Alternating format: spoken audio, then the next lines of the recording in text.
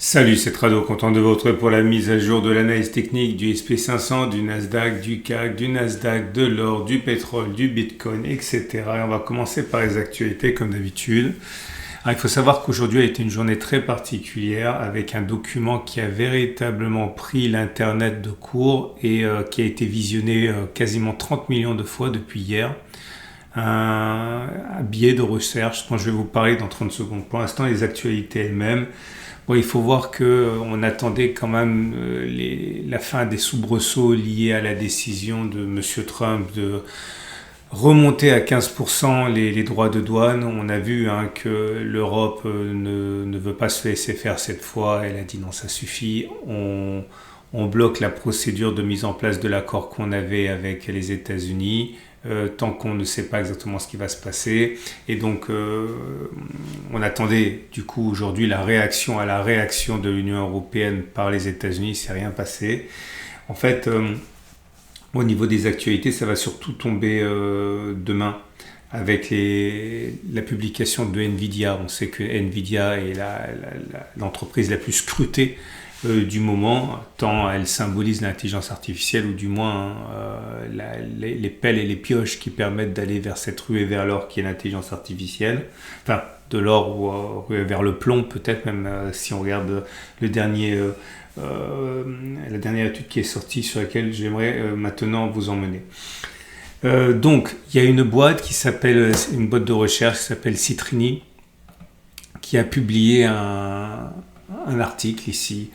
Cet article est une sorte de point de vue un petit peu dystopique de ce qui pourrait arriver en 2028. Ça a véritablement choqué, mais au sens propre du terme, beaucoup de lecteurs, beaucoup d'analystes qui voyaient ça arriver. On en parle depuis des mois et des mois, mais là c'est une façon de décrire les choses qui a véritablement mis le feu à l'internet. J'ai dit 30 millions de vues en même pas, enfin c'est depuis lundi. Et tout commence par cette fiction qui en 2028 on se réveille avec une statistique complètement lunaire, un taux de chômage de 10,2%. Et c'est toute l'économie mondiale qui réalise que l'intelligence artificielle a tout cassé. Bon, je vais mettre un lien vers cet article juste en dessous de la vidéo.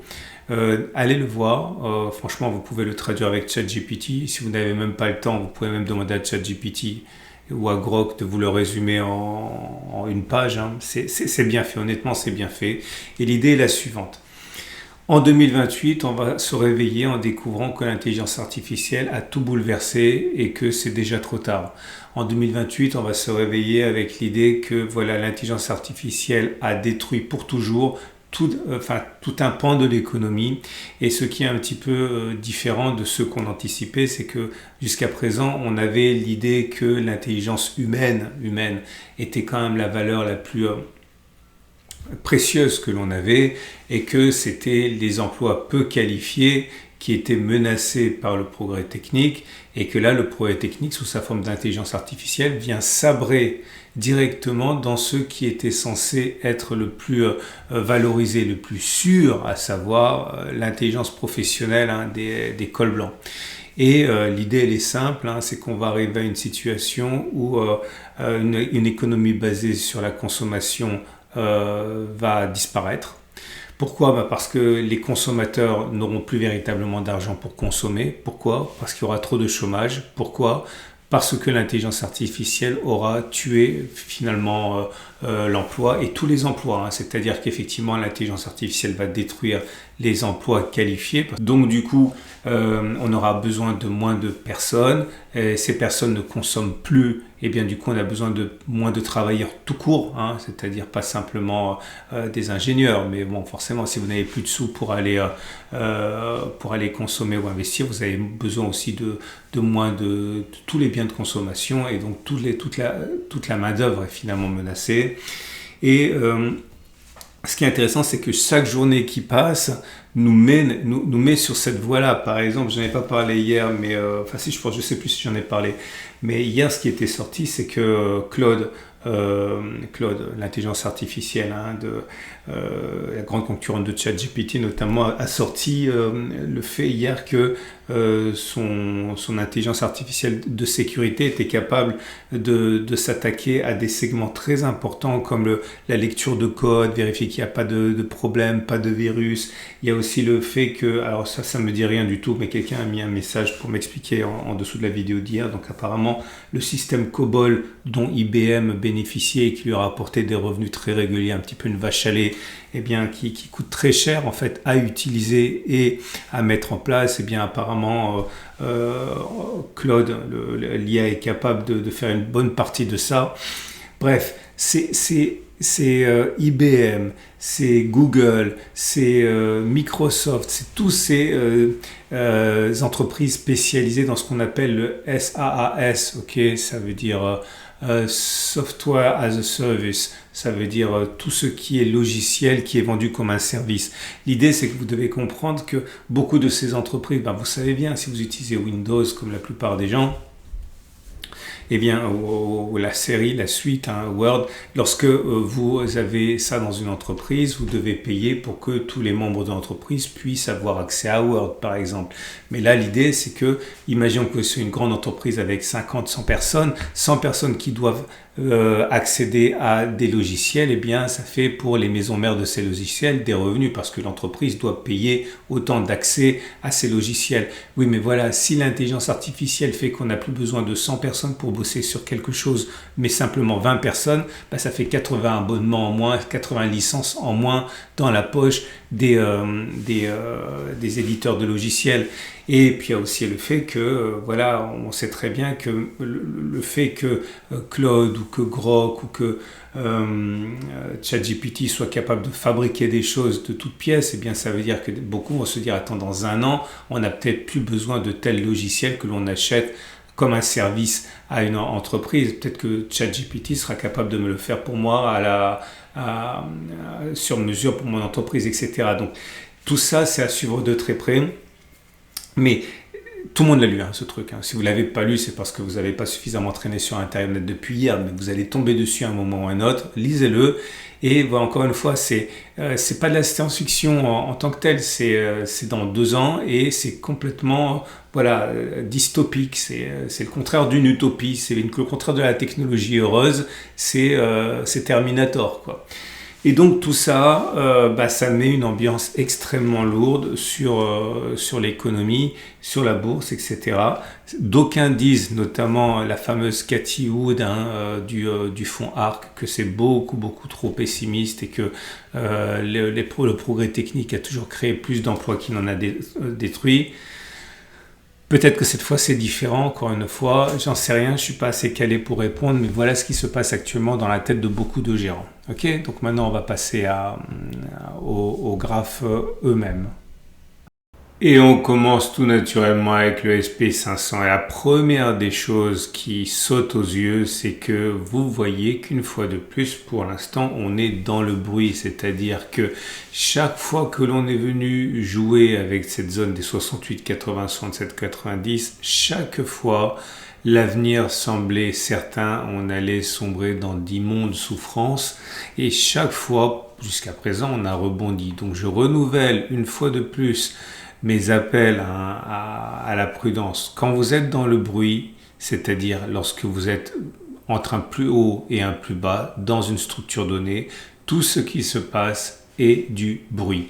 On commence à discuter lorsque l'on sort du bruit en inscrivant un nouveau point pour la structure, soit par le haut, soit par le bas. Mais tant que l'on reste à l'intérieur du bruit, comme ça, à l'intérieur d'une structure donnée, il ne faut pas se laisser impressionner.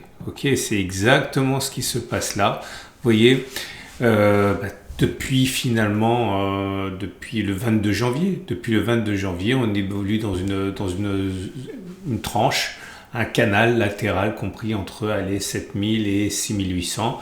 Et pour l'instant, on est incapable de dire de quel côté on va sortir, même si statistiquement, on devrait sortir par le haut, puisque la tendance était préalablement haussière.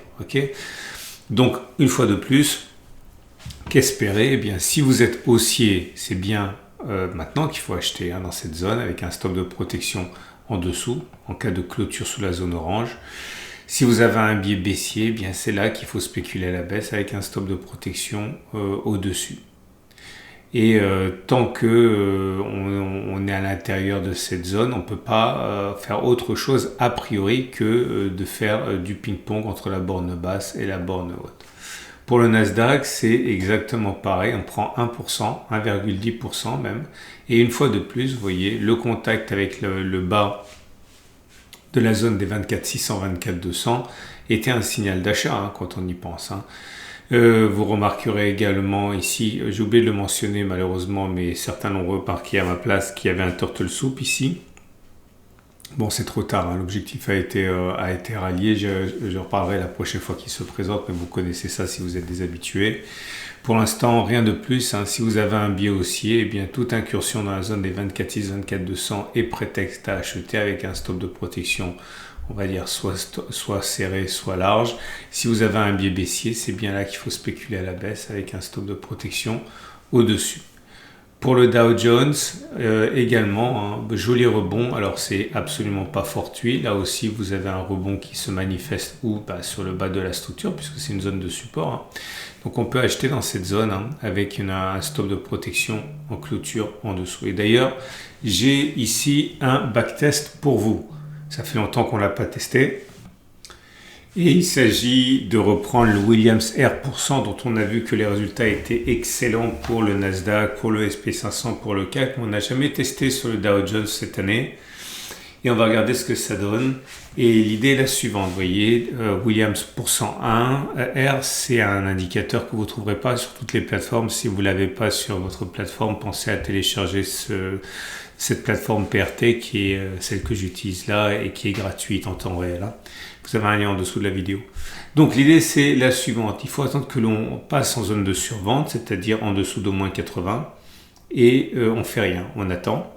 Et on va attendre le temps qu'il faut avant que l'on repasse au-dessus des moins 80. Donc aujourd'hui, par exemple, on est à moins 74. Donc on est sorti de la zone de survente. Et à ce moment-là, on achète. Et on va regarder si on gagne de l'argent en visant une fois, deux fois et trois fois la distance au stop de protection. Le stop de protection étant mis sous les plus bas de la zone de survente. Je vais prendre un exemple qui a bien fonctionné, c'est toujours plus sympa. Voilà, ici. On est rentré en zone de survente, on est sorti de la zone de survente ici, donc on achète ici. La zone de survente, elle est là, le plus bas, il est là. Donc on met le stop de protection en dessous, en touchette, sous les plus bas, ici. Donc si les cours vont à moins 1,55, moins 56, on a perdu et on vise et on voit combien on a fait, voilà, 7, 8, enfin beaucoup plus en fait. Okay. Donc on a bien fait une fois, deux fois et trois fois la distance au stop de protection puisque au mieux, on a fait 8,75, le stop de protection était à moins 55. Donc on a fait trois fois la distance au stop de protection, deux fois la distance de protection, une fois la distance au stop de protection. Et parfois, c'est l'échec total. Vous voyez, on serait rentré ici. Et à un point près, on est venu déclencher le stop de protection ici. Donc on a fait ni une fois, ni deux fois, trois fois la distance au stop de protection. Un dernier exemple, ici, vous voyez, on aurait acheté là. Le stop de protection, il était là et on a bien fait au moins trois fois la distance au stop de protection. Donc, il y a une fois, deux fois, trois fois la distance au stop de protection. Et parfois, c'est... regardez cette très mauvaise série là. Là, on a fait une fois la distance au stop de protection, mais on n'a pas fait deux fois ni trois fois puisqu'on est venu déclencher le stop de protection là. Ok, bon, comme d'habitude, je suis obligé de le répéter parce que regardez cette mauvaise série là. Il y a toujours des nouveaux. Et je vous rappelle qu'une façon de trader, oh là là, quelle horreur, c'est de faire toujours et toujours la même chose en espérant qu'au bout d'un moment, on trade suffisamment pour tendre vers le résultat théorique qui est le suivant. Donc au bout de, alors j'ai fait beaucoup, je suis remonté jusqu'en 2022 et j'ai eu 45 occurrences. Et voilà la conclusion. Peut-on envisager, peut-on envisager suite au signal que l'on a aujourd'hui, de faire une fois la distance au stop de protection. Donc le stop de protection, c'est sous cette bougie-là, le plus bas. Donc on met le stop de protection à 0,90, moins 0,90 ici. Est-ce qu'on peut viser une fois la distance au stop de protection avant de faire moins 0,90, donc plus 0,90 avant de faire moins 0,90 ? C'est random. Ça a fonctionné 22 fois, ça a échoué 21 fois, autrement dit 51%. Autrement dit 50%, on ne peut pas gagner de l'argent avec ça. On aurait gagné, si on prend 100 euros de risque par trade, on aurait gagné 2200, on aurait perdu 2100. On aurait donc fait 100 de bénéfices, mais bon, c'est pas rentable. Est-ce qu'on peut viser 2 fois la distance au stop de protection? Donc ça veut dire viser non pas 0,9 mais plus 1,8, stop de protection à moins 0,9. Alors c'est pas plausible, on aurait gagné 17 fois, on aurait perdu 26 fois, autrement dit 40% de gains, 60% de pertes, mais c'est rentable, hein, parce que même si c'est pas plausible, on aurait gagné 200 et on aurait perdu 100 à chaque fois. Donc 17 fois 200, ça fait 3400. Moins 26 fois 100, 2600, 3400 moins 2600, c'est rentable, ça fait 800. Et peut-on envisager de viser 3 fois la distance de protection? Donc ici, non pas viser 0,9, mais viser 2,7. Alors là, c'est carrément pas plausible, hein, puisque ça a fonctionné que 14 fois, ça a échoué 29 fois.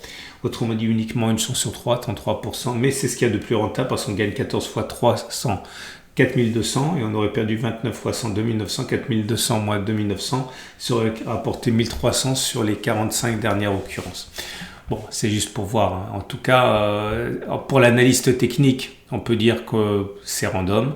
Ok, il est plausible que l'on fasse, que l'on remonte avant de venir chercher le stop de protection une chance sur 2. Par contre, il n'est pas du tout plausible de faire 2,7 avant de faire moins 0,9. Ou si vous préférez encore, on a une chance sur 2 de faire ça plutôt que ça, mais il est beaucoup plus plausible que l'on fasse ça plutôt que ça ou ça. Ok? Donc voilà comment on peut faire ça. Donc si vous avez un billet haussier, vous pouvez acheter maintenant un stop de protection en dessous des plus bas, mais pour que ce soit rentable, bien que peu plausible, il faut viser 3 fois, hein, au regard de ce backtest, hein. Si vous avez un billet baissier, je pense que le mieux à faire, c'est d'attendre. Ok, attendre que l'on casse et mettre un stop de protection au-dessus. Alors là, je vous le montre régulièrement parce que j'ai l'impression que c'est un petit peu ce qui cristallise toutes les peurs, hein. C'est le l'iShares IGV dont je parle beaucoup et qui montre ce que fait le secteur allez, pour faire simple, le SaaS, hein, le SaaS comme on dit, le Software as a Service dont je parlais au début.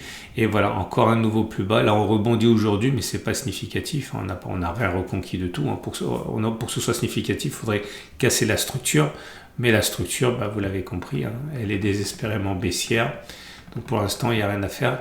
Bon, ça se trade, ça, hein, notamment avec IG. Donc si vous voulez spéculer à la baisse, vous pouvez spéculer, elle est là, hein, stop de protection au-dessus.